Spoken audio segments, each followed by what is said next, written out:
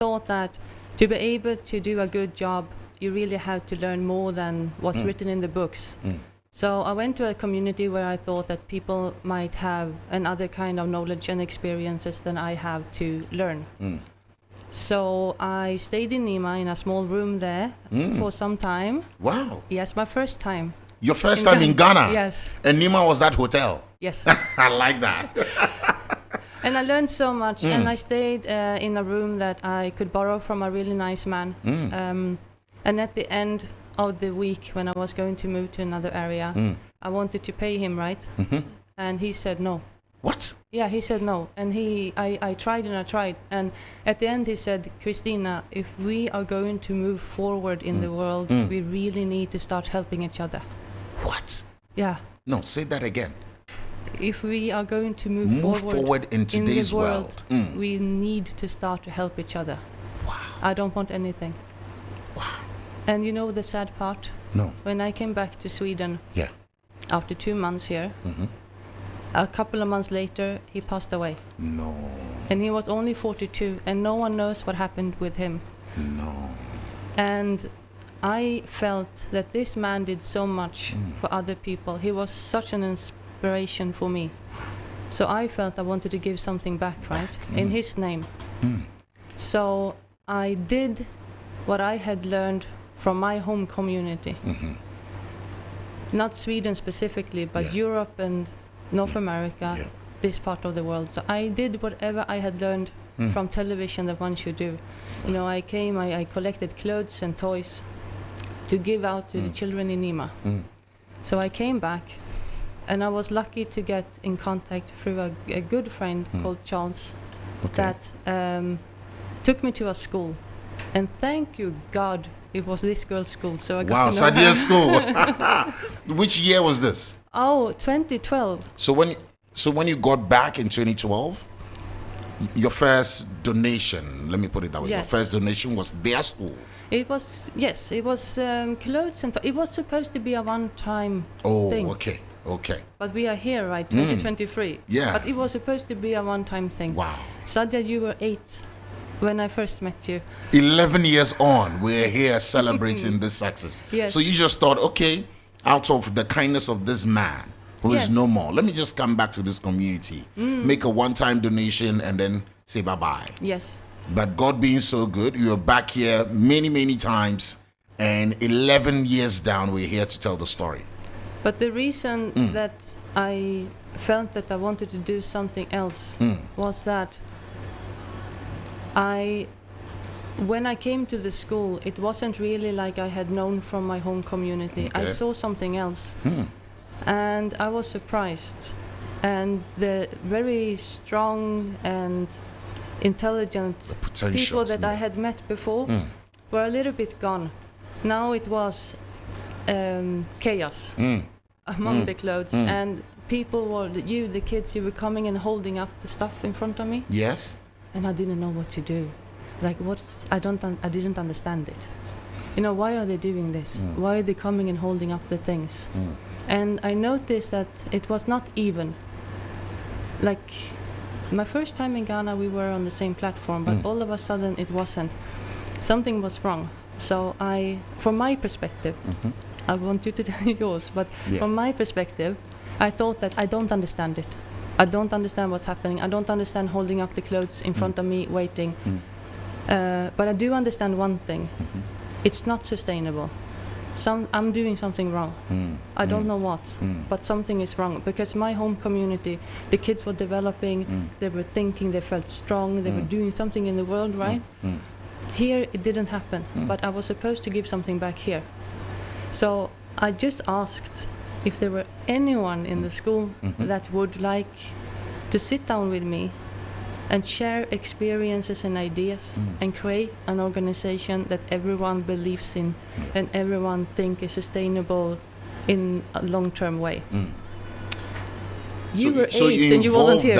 And she was 8 years old. And she came to me and said, I want to do it. What, Sadia? Tell me about that day when you met Christina and when she came to your school. And she made that request that she wanted something more sustainable, something that would be long lasting, as a help, not just come give you money or give you goods and then go back, you know. Tell me about that. You were 8 years.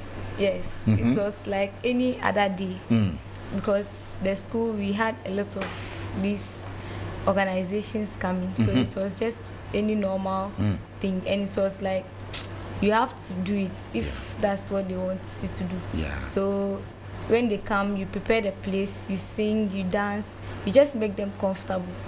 You understand? So when she said that if nobody would have gone, I should go and tell her, because if I don't, somebody else would have done it. Yes. Because somebody had to. Okay. And we were a lot. All my friends were going to, so that's why. That's why you followed. Yes. Okay. Because I'm sure your 8-year-old self was like, anyway, me didn't you? So nanga.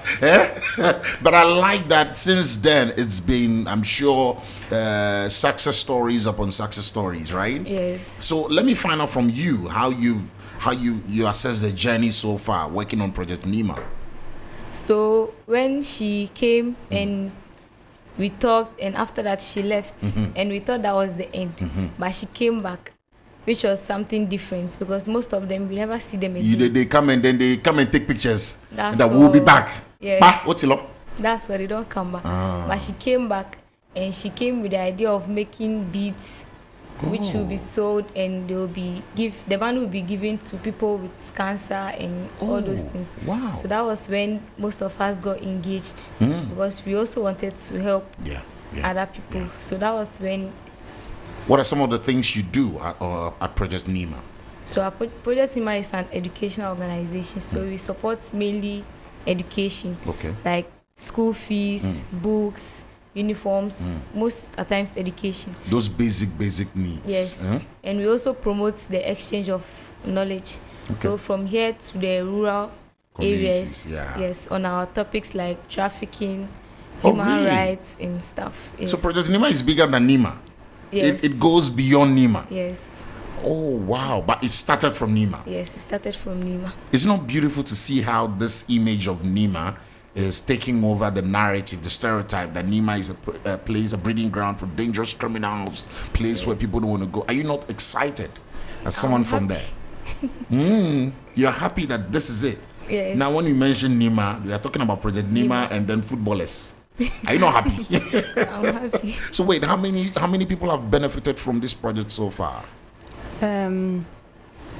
It's difficult to say. As Sadia said, we do education days in Eastern region, Central region, and Volta region. So we have many schools that we visit, because we work, as you said, with the prevention of human trafficking. We're working against corruption, human rights, female rights, life education, and drug abuse. So we work a lot with teaching the children to analyze and think for themselves.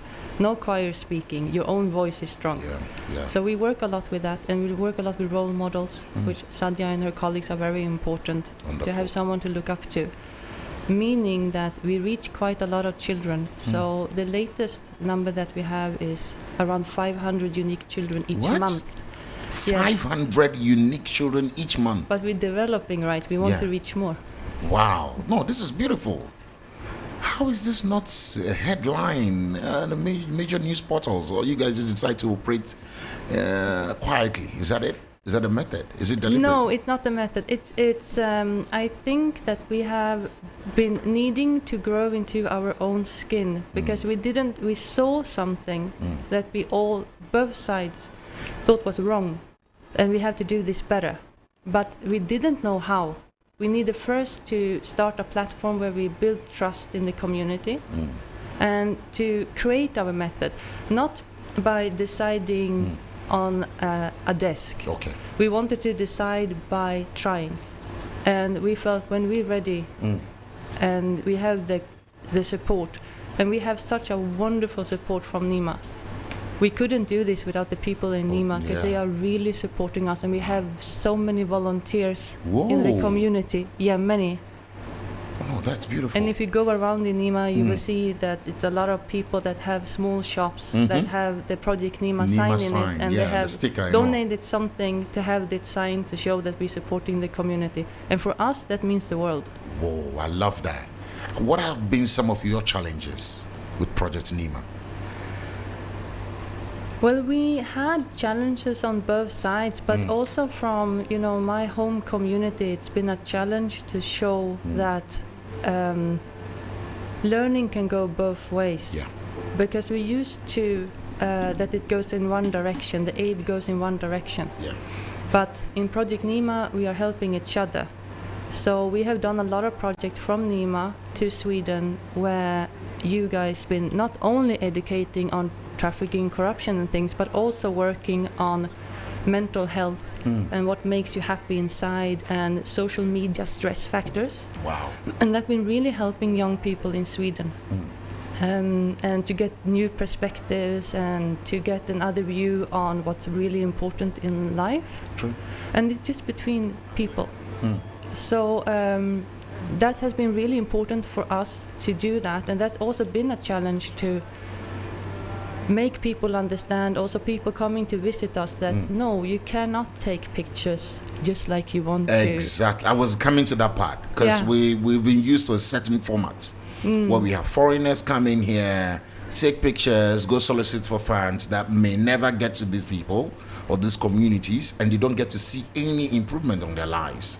Exactly. So it's becoming a scam of a sort. Exactly. Where they just come here, oh, hi kids, how are you doing? They give them candy, toffee, take pictures, and then they go and say, yeah, this is Africa, they are poor, they don't eat, they've never seen cameras before, they saw my lens for the first time, they were jumping at it. And all these things some communities are quite aggressive, in entertaining foreigners into their space. And with what you're saying, that you've been doing this on the low, and Sadia is here to attest to that. It's just beautiful. It's beautiful. We don't know how far you intend going with this project, but it's a beautiful one. For those of you just joining us, this is a 3FM Drive with me, Giovanni Caleb. We're having a conversation with the secretary of Project Nima. And for those of you who don't know, Project Nima is an educational organization where inclusivity and exchange amongst equals are core values.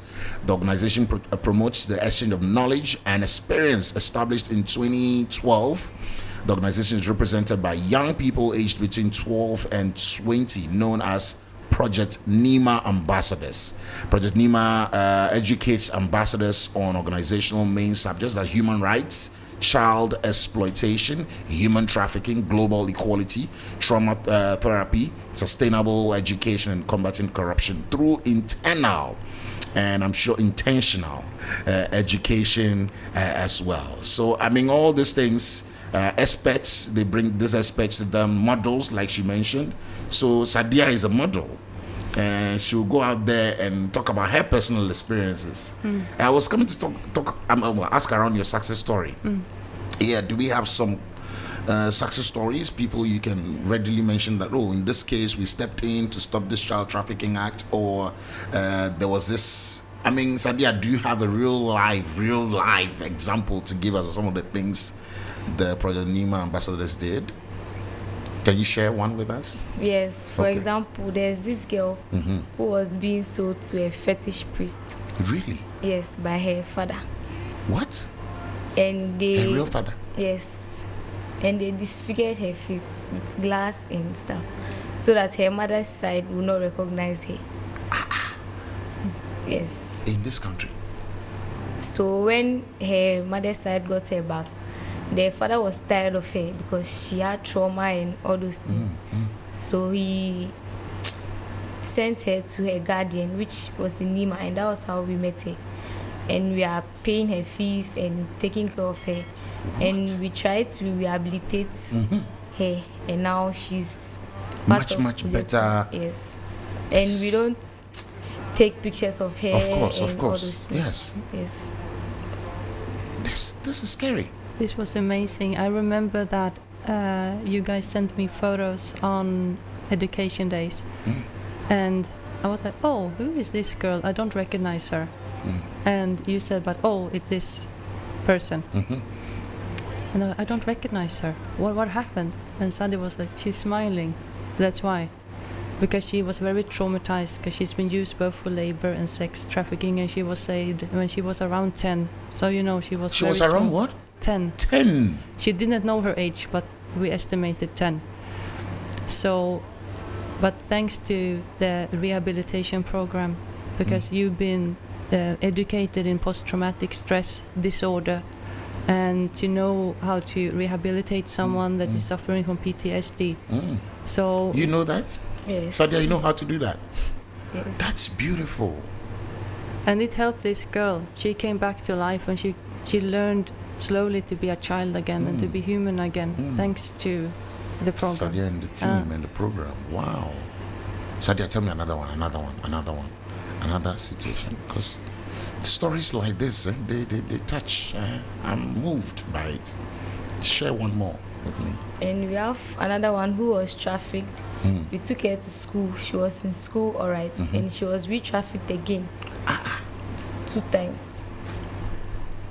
And it got to a point she stopped going to school. She started selling on the streets, Yeah, but we because had of the no trauma, right? knowledge of that until eventually we found out that the parents were tired of her because of the trauma. They didn't understand. They thought they were just wasting their money on school and stuff. That's why they re-trafficked her. But now she's back and she's going to school. People are going through it all. Streets are made of gold, and when you get there, there's a hand to hold. I believe when your days down here are through, there's a place up there for people like you. It must be very tough on you and your team getting all these things done with limited or non-existent funds and support. Absolutely. How is government involved in any way? No. Ghana's governments? No. This is private individuals who are just putting in some few bucks. Yes, and also that for 11 years it's been purely voluntary from everyone. But that says how much people believe in the organization that we started. If someone is listening right now, an organization is listening right now, and they would want to support this project, maybe because one of them has been through this experience growing up, or maybe from the community, and would want to help change the identity of this community, change stereotypes, narratives from Nima. Is there a number to reach out on? How do we get to see some of your works? Do you have a website? Are there things you can leave with us as we wrap up? Absolutely. We have projectnima.org as our webpage, and then the email that people can reach us on is info@projectnima.org. projectnima.org. Yes. That's a website. Yeah. Okay. And also info@projectnima.org is the email. Okay, Swedish, so I can switch to English. You can switch to English. Okay, all right. Okay, so switch to English. Wow. This is actually touching. This is good. And you've been on some TV channels to talk about it back in Europe? Yes, we did a project during COVID. Okay. Where we made a music video where a dance was made by volunteers of ours in Nima, where the first step to the last step, if you knew the whole dance, you knew everything about COVID, how to protect yourself and your family. Wow. So it was like a whole brochure that anyone could use and anyone could spread. And we got a lot of attention for that. So we've been to Swedish national TV and other big channels, but also here. Which channels were we on here? TV Africa. TV Africa. You went to TV Africa to talk about it here. And Foresight TV. And Yes, Foresight. Foresight. Okay. Yeah, and they showed the music video Wow. to spread information. So Wow. yeah, we were very happy. This is good. In fact, the website gives you a clearer understanding of everything you want to know. The fact that charity goes both ways. Absolutely. And yes, still preaches the message of togetherness. Together we can make all changes and bring some happiness to the world. Wow, this is beautiful. Thank you. It's Thank like you the so man much. said, as I told you in the beginning, Yes. Nima, that we have to start helping each other, and that's what Pretty Nima is about. Wow. Helping each other and spreading knowledge transnationally. Yeah, transnational. I like that. Guys, check out the website, projectnima.org. Projectnima.org. And you can always contact them on there. You can support them as well. And thank you so much, Sadia. One message. If you had an opportunity to meet with, say, a minister, someone of influence, the president, what would be your appeal to the president? You have 60 seconds to talk to the president. You greet him.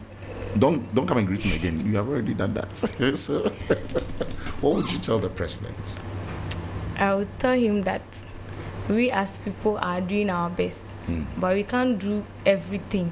So we need help to be able to help others, and we would be glad and happy if he could help us. Wow. And How do you want that help? I'm asking because the president was born, bred in Nima.